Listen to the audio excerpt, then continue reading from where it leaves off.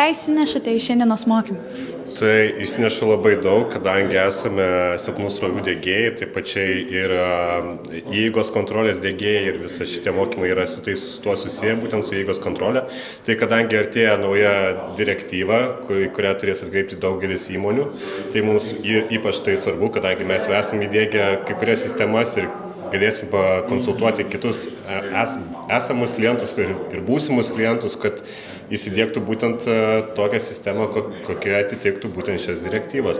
Daug klientų, mokyklos, privačios įmonės, valstybinės įmonės, tai vis tiek dirbam su kamerom, su gaisru, su įeigos kontrolė. Tai viskas yra kiekvienai įmonėje aktualu. Tai čia taip pat čia su elektroniniais ryšiais dirbam, tai viskas kiekvienai įmonėje yra aktualu.